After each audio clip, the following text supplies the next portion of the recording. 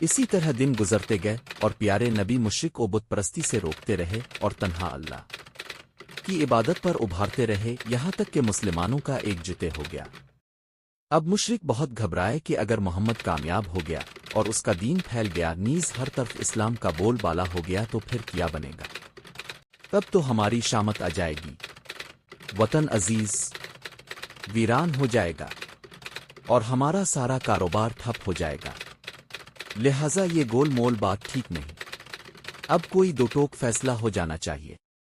یہ سوچ کر وہ پھر ابو طالب کے پاس آئے اور بولے، ابو طالب، آپ ہمارے بڑے بزرگ ہیں، جان و دل سے ہمیں عزیز ہیں، ذرا بھتیجے کے معاملے میں انصاف کیجیے نا، اس سے کہیے کہ ہمارے دیوتاؤں کو بارہ نہ کہے، ہمارے دین میں عیب نہ نکالے، ہماری عقل و خرد پر حملے نہ کرے اور ہمارے باپ دادا کو گمراہ نہ کہے۔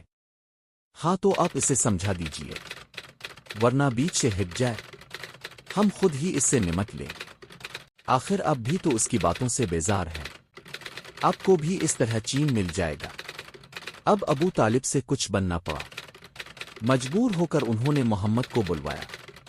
آپ آئے تو وہ بولے، بھتیجے، یہ قوم کے مالدار اور سردار لوگ ہیں، انہیں تم سے کوئی شکایت ہے کہ نہ تم ان کے دیوتاؤں کو کچھ کہو نہ یہ تم کو اور تمہارے خدا کو کچھ کہیں۔ آپ نے فرمایا، چاچا، جو چیز ان کے لیے زیادہ بہتر ہے کیا اس کی طرف انہیں بلانا چھوڑ دوں؟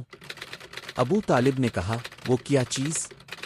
آپ نے فرمایا، میں کہتا ہوں کہ یہ زبان سے صرف ایک فقرہ کہہ دیں، اگر یہ راضی ہو جائیں تو پورا عرب ان کا غلام ہو جائے اور ساری دنیا ان کے قدم چومے۔ ابو جہل زور سے چیخا، تیرے باپ کی قسم وہ کون سا فقرہ ہے؟ اس جیسے 10 فقرے ہم سے سن۔ آپ نے فرمایا، صرف لالے نلوا اللہ کہہ دیجیے۔ یہ سنتے ہی سب کے سب تلملا اٹھے، غصے سے چہرے سرخ ہو گئے۔ یہ سلسلہ ابھی جاری ہے۔